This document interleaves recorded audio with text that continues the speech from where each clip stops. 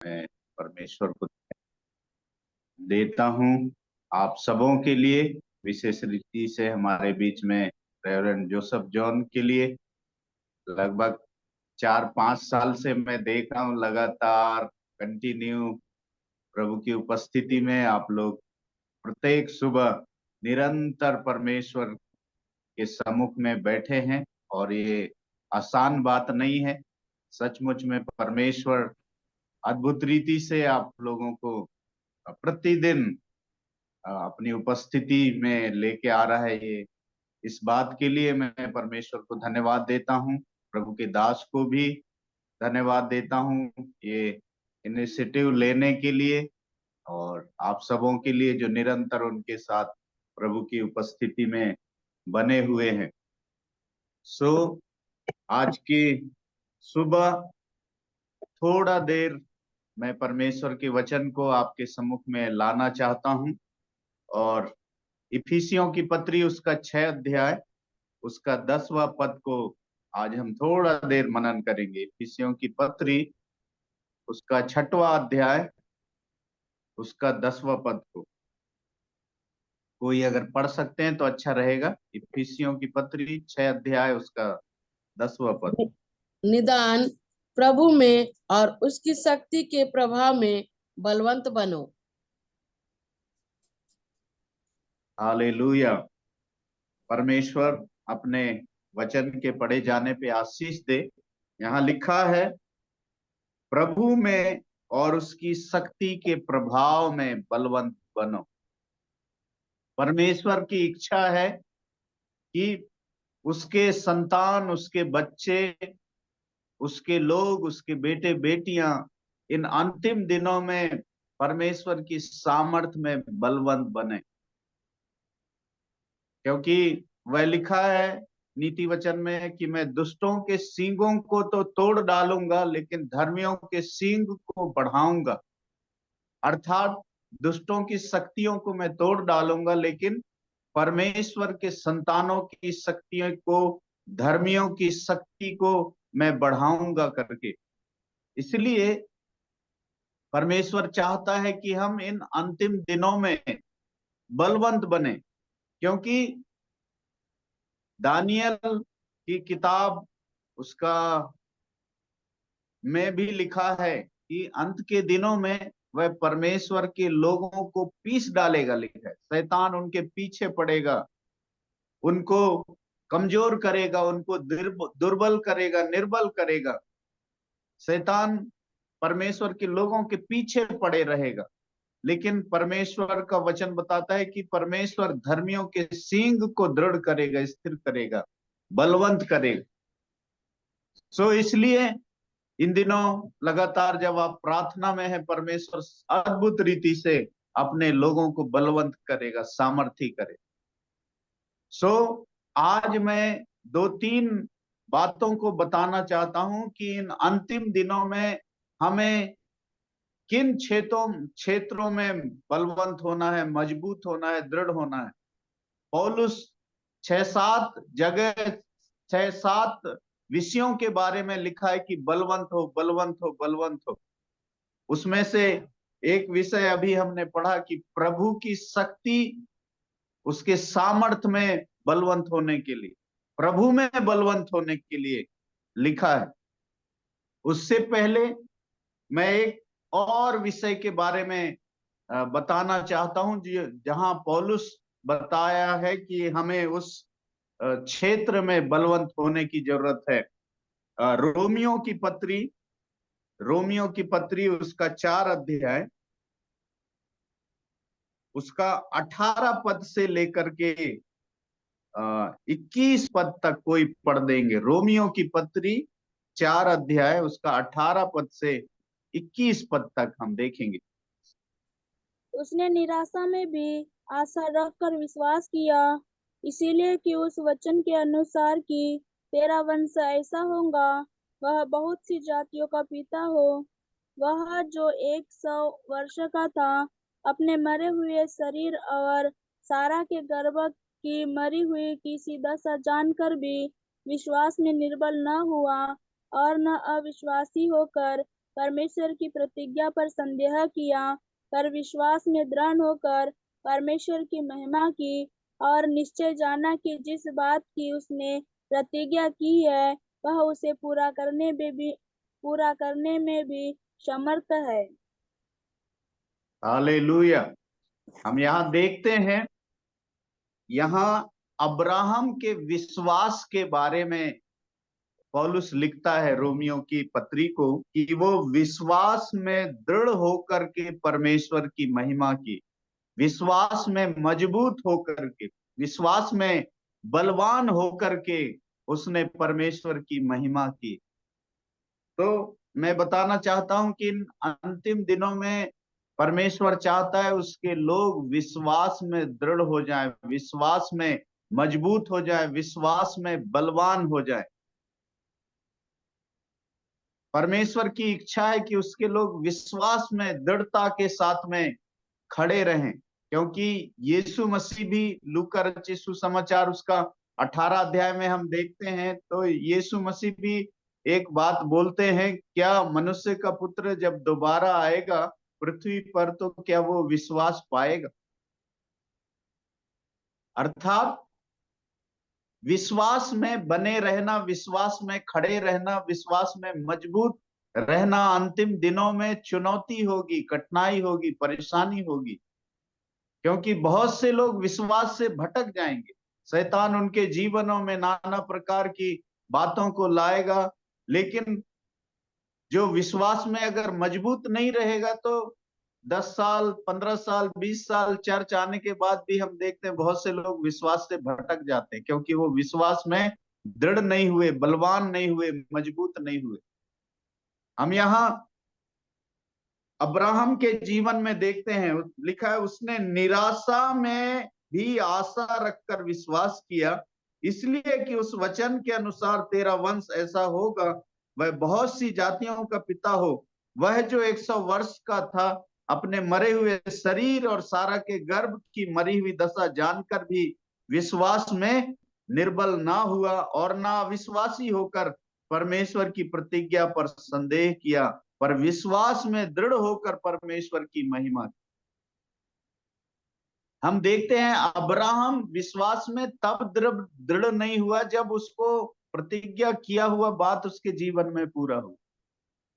उसके पहले जब उसको जो वायदा परमेश्वर ने किया था वो वायदा उसके जीवन में नहीं मिला, तब भी वो विश्वास में दृढ़ हो गया, तब भी वो अविश्वासी नहीं हुआ, तब भी वो संदेह नहीं किया।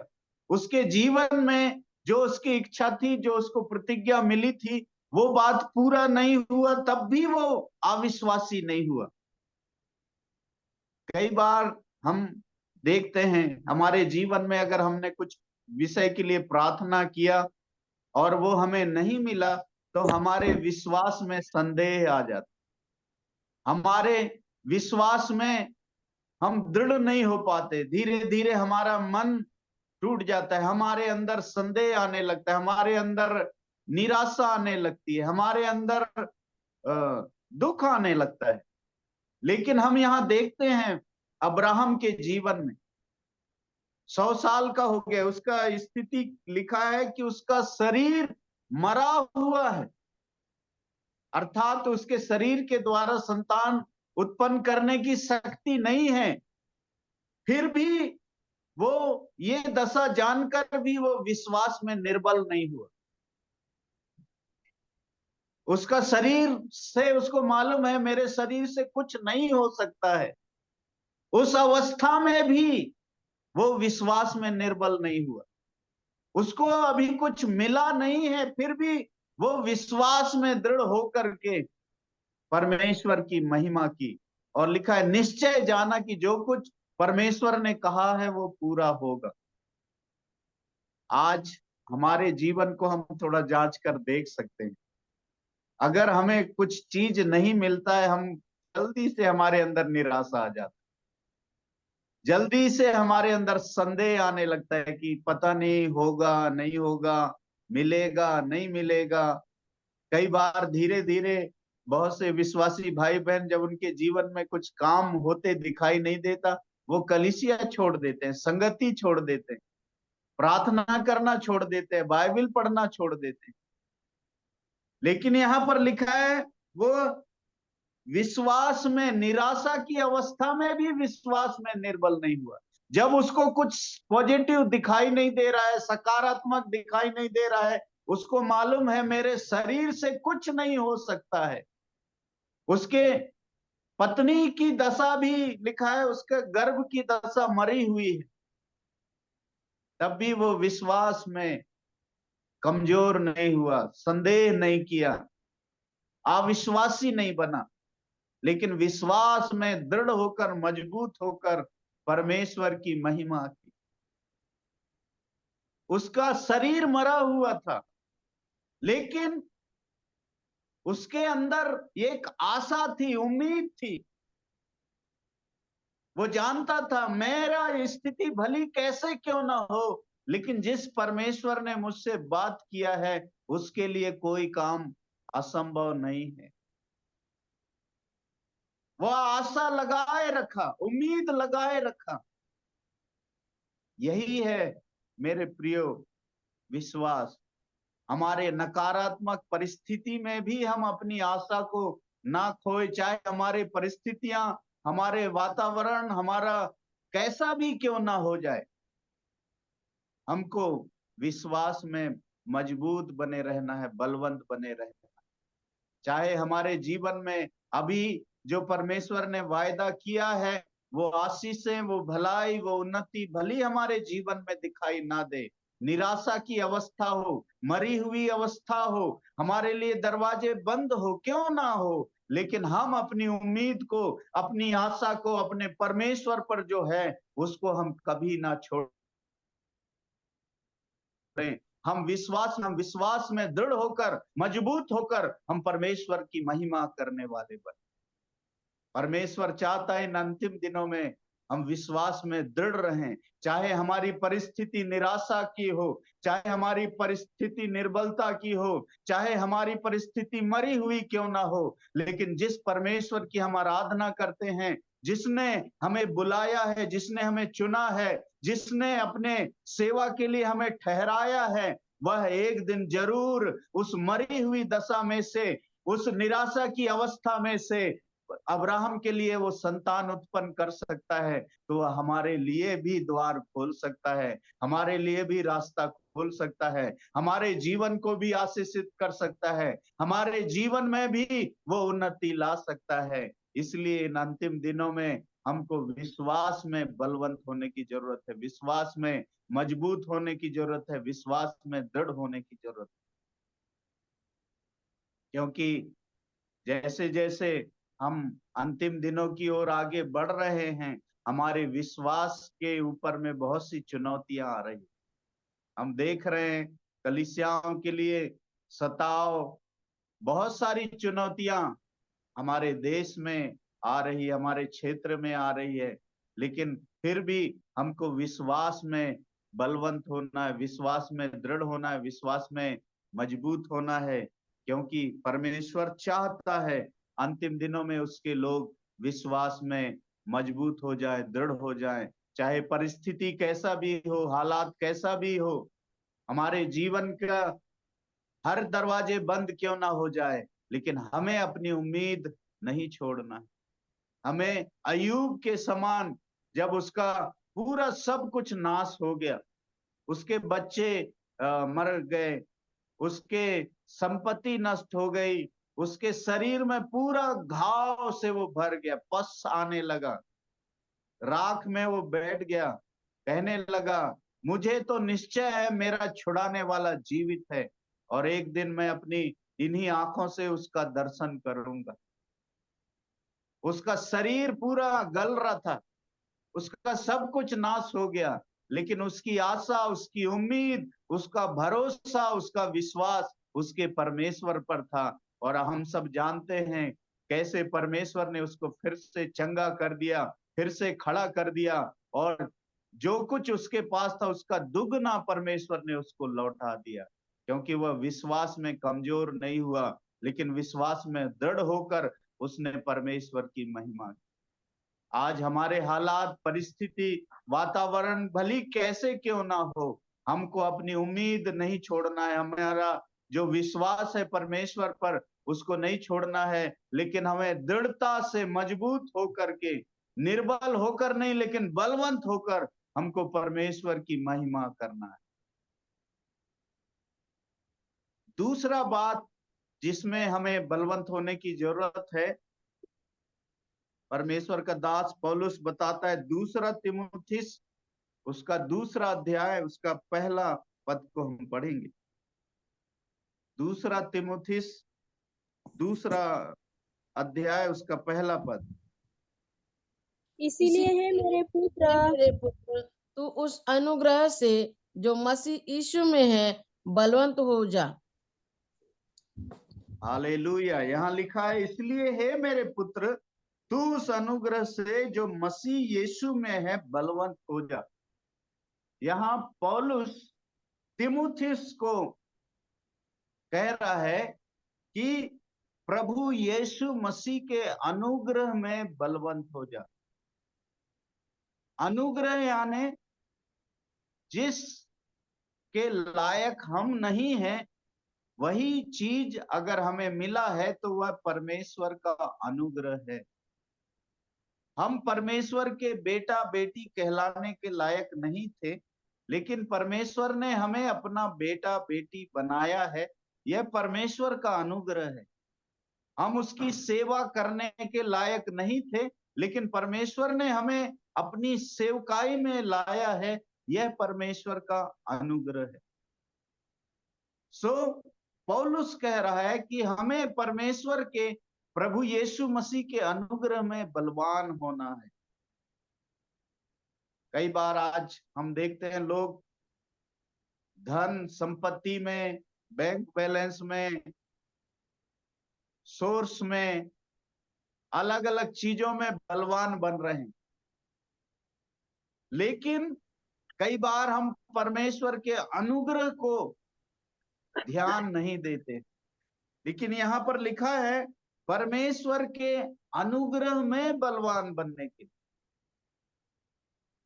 परमेश्वर का अनुग्रह में बलवान होने का मतलब है परमेश्वर पर आश्रित होना, परमेश्वर के ऊपर में डिपेंड होने। उदाहरण के लिए यीशु मसीह कहते थे, मैं अपने आप से कुछ नहीं करता हूं, लेकिन मैं वही करता हूं जो मैं अपने पिता को करते हुए देखता हूं। मतलब यीशु मसीह पिता के अनुग्रह में बलवान थे। इन अंतिम दिनों में हमें परमेश्वर पर आश्रित होना है, परमेश्वर पर भरोसा रखना है, परमेश्वर के ऊपर निर्भर रहना है। इसको हम बोलते हैं परमेश्वर के अनुग्रह में बलवान होना। क्योंकि तीमुथियुस एक जवान पास्टर था और बड़ी कलीसिया को वो अगुवाई कर रहा था, और उस कलीसिया को अगुवाई करते समय बड़े बड़े इशू आते थे, बड़ी बड़ी समस्या आते थे, बड़े बड़े मुद्दा आते थे। तो कई बार उस जवान पास्टर को उन समस्याओं को हल करने में कठिनाई होती थी। इसलिए उसका जो गुरु है, आत्मिक गुरु है, पौलुस उसको कह रहा है कि तू प्रभु के अनुग्रह में बलवान हो जा। क्योंकि जब तू प्रभु पर आश्रित रहकर, परमेश्वर पर निर्भर रहकर जब तू सेवा करेगा तो तेरे लिए कठिनाई नहीं जाएगी, क्योंकि परमेश्वर तुझे संभालेगा, परमेश्वर तुझे चलाएगा। लेकिन अगर तू अपनी बुद्धि, शक्ति, सामर्थ्य में करेगा तो शायद हो सकता है उन समस्याओं को तू हल नहीं कर पाएगा। इसीलिए पौलुस उसको ये आग्रह कर रहा है कि तू प्रभु यीशु मसीह में बलवान हो जा, उसके अनुग्रह में बलवान।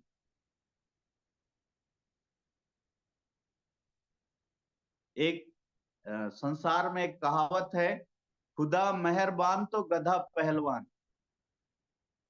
अगर प्रभु का अनुग्रह हमारे जीवन में है, अगर हम प्रभु के अनुग्रह में बलवंत हैं, तो हमारे सामने कोई भी खड़ा नहीं हो पाए, क्योंकि प्रभु चलाएगा, प्रभु संभालेगा, प्रभु अगुवाई करेगा, प्रभु की महिमा होगी, तो कोई भी हमारे सामने खड़ा नहीं हो पाए। इसीलिए इन अंतिम दिनों में हमें प्रभु यीशु मसीह के अनुग्रह में बढ़ते जाना। यीशु मसीह के अनुग्रह में बढ़ने का मतलब, हम जब आशीष वचन बोलते हैं तो क्या बोलते हैं? परमेश्वर पिता का प्रेम और प्रभु यीशु मसीह का अनुग्रह और पवित्र आत्मा की सहभागिता और संगति। यीशु मसीह में और भी हमको इन दिनों बढ़ते जाना है, उस पर आश्रित होना है, उस पर निर्भर होना है। हम कहना है प्रभु, हम अपने बल से, ताकत से, बुद्धि से, ज्ञान से, चतुराई से हम कुछ नहीं कर सकते। प्रभु, हम आप पर आश्रित होना चाहते हैं, हम आप पर निर्भर होना चाहते हैं, हम आपकी अगुवाई पाना चाहते हैं, हम आपका मार्गदर्शन पाना चाहते हैं। सो इन दिनों हमें परमेश्वर के, प्रभु यीशु मसीह के अनुग्रह में बलवान होने की जरूरत है, ज्यादा से ज्यादा उस पर निर्भर होने की जरूरत है। कई बार आज हम बाहरी चीजों में ज्यादा बलवान हैं, हम अपने धन, संपत्ति, बुद्धि, योग्यता में, वो बुरा बात नहीं है, लेकिन उससे बढ़ करके हमको प्रभु यीशु मसीह के अनुग्रह में बलवान होना, उसकी अगुवाई को पाना है, उस पर निर्भर रहना है, अपनी ताकत पर नहीं, अपनी योग्यता पर नहीं, अपनी क्षमता पर नहीं, लेकिन प्रभु के अनुग्रह में हमको बलवान होना है। जब हम प्रभु के अनुग्रह में हम बलवान होंगे,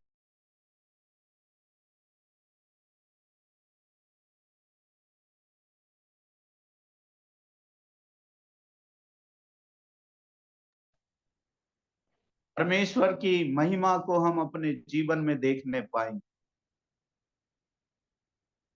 एक क्षेत्र और जहां हमको बलवान होने की जरूरत है, इफिसियों की पत्री, उसका 5 अध्याय, उसका 18 पद। इफिसियों की पत्री 5 अध्याय, उसका 18 पद। दाखरस से मतवाले न बनो, क्योंकि इससे लुचपन होता है, पर आत्मा से परिपूर्ण होते जाओ। 19 पद भी पढ़ दी। और आपस में भजन और स्तुति गान और आत्मिक गीत गाया करो, और अपने अपने मन में प्रभु के सामने गाते और कीर्तन करते रहो, और सदा सब बातों के लिए हमारे प्रभु यीशु मसीह के नाम से परमेश्वर पिता का धन्यवाद करते रहो। मसीह के भय से एक दूसरे के अधीन रहो। परमेश्वर का धन्यवाद हो। तीसरा क्षेत्र है जहां हमें परिपूर्ण होना है, बलवान होना है, भरना है, वो है पवित्र आत्मा के से। ये एक महत्वपूर्ण हिस्सा है। बिना पवित्र आत्मा के हमारा जीवन एक सूखे पेड़ के समान है, जिसमें कोई हरियाली नहीं है, जिसमें कोई फल नहीं है, जिससे कोई आनंद या आशीष हमारे जीवन में नहीं है। यहाँ पौलुस कहता है पवित्र आत्मा से परिपूर्ण होते जाओ।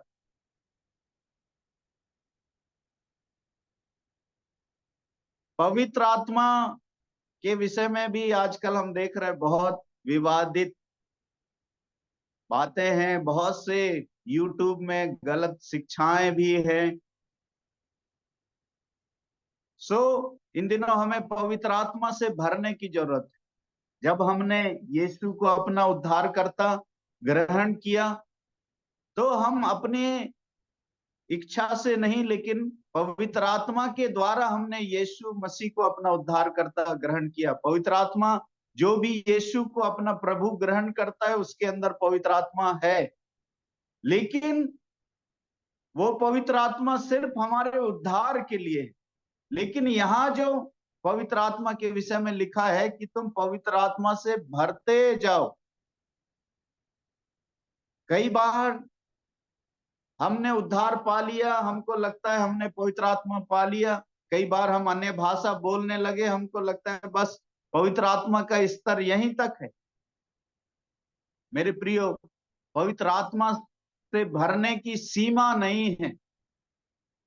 एक प्रभु का दास जिसका नाम डीएल मूडी था, और वह सेवा कर रहा था, और उसके सेवकाई के समय में लगभग 4000 लोग उसकी कलीसिया में आते थे।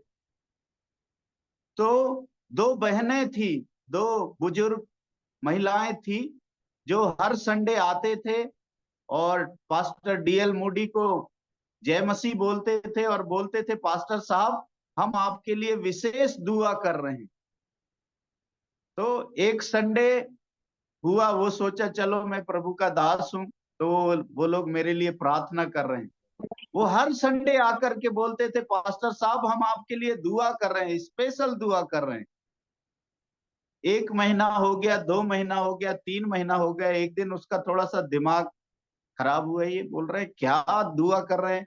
उसने बोला कि मेरे लिए दुआ मत करो, किसी और के लिए करो।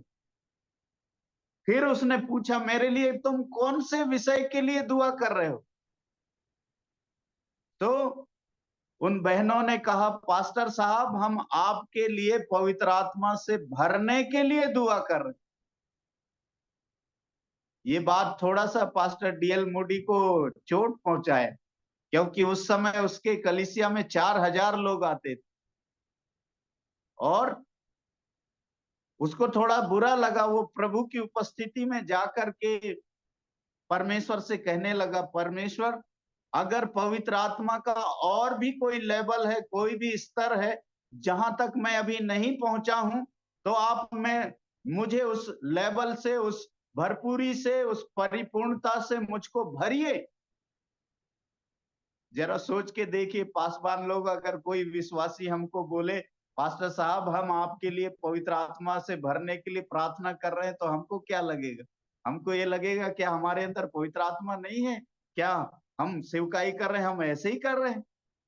तो ये बात डीएल मूडी को भी लगा कि मेरे लिए क्या विशेष दुआ कर रहे हैं और प्रार्थना कर रहे हैं, हम और भी पवित्र आत्मा से भरने के लिए प्रार्थना कर रहे हैं। उस समय 4000 लोग उसकी कलीसिया में आ रहे हैं। ये बात उसको, पवित्र आत्मा ने उसके अंदर में इस बात को डाला, और वो प्रभु के सम्मुख रो रो के प्रार्थना करने लगा, प्रभु अगर इसके बाद भी कोई और भरा जाना है, इसके बाद भी अगर कोई और परिपूर्णता है, तो वो अभिषेक, वो सामर्थ मेरे जिंदगी में उतर आए। और एक दिन परमेश्वर ने अपनी आत्मा से और उस प्रभु के दास डीएल मूडी को भरा, और इतना सामर्थ्य से परमेश्वर ने उसको भरा, जिस शहर में, जिस नगर में वो जाता था मीटिंग लेने के लिए, दुष्ट आत्माएं चिल्लाते थे, लोग अन्य भाषा से भर जाते थे, लोग रो रो करके प्रभु के उपस्थिति में आने लगते थे। जैसे ही वो जिस शहर में कदम रखता था, लोग जान जाते थे कि डीएल मूडी हमारे शहर में आ गया है, हमारे नगर में आ गया है, हमारे प्रदेश में आ गया है, क्योंकि पवित्र आत्मा उस रीति से काम करने लगता था।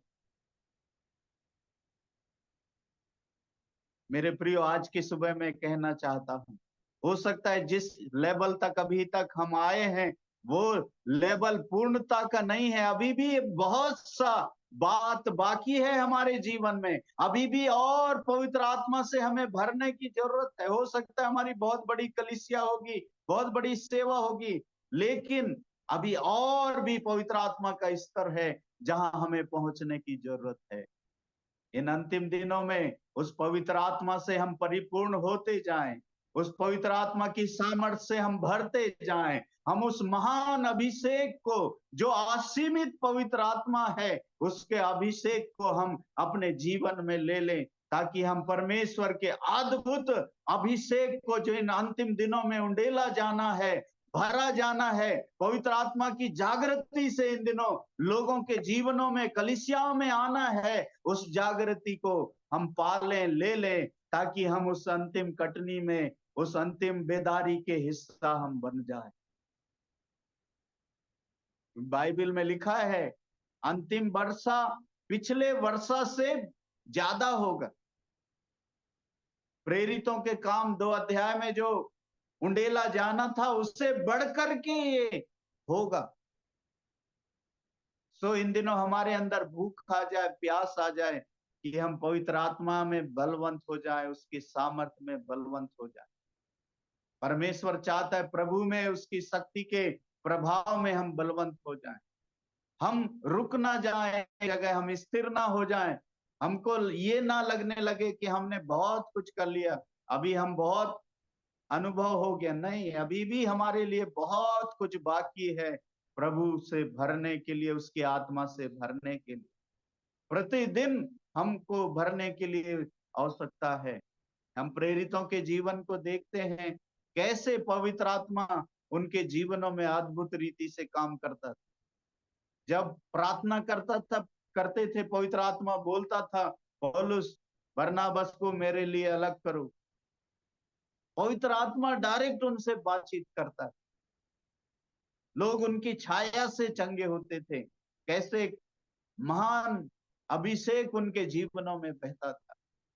मेरे प्रियो, परमेश्वर वही अभिषेक उससे बढ़कर हमारे लिए रखा है।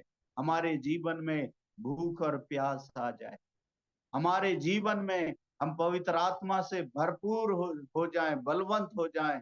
परमेश्वर इन अंतिम दिनों में चाहता है कि उसके लोग बलवंत हो जाए, विश्वास में बलवंत हो जाए, उसके अनुग्रह में बलवंत हो जाए, पवित्र आत्मा की सामने हम बलवंत हो जाए, उसकी भरपूरी में आ जाए, ताकि इन अंतिम दिनों में हम कठिन समयों को, कठिन परिस्थितियों को, हालातों को हम अपने जीवन में फेस कर सके और विश्वास में दृढ़ होकर के एक दिन हम प्रभु के साथ में, उसके साथ हमेशा हमेशा के लिए हम रहने पाए। सो परमेश्वर इसी छोटे से वचन के द्वारा आप सबों को आशीष दे। आगे का समय मैं आपके हाथों में देता हूं।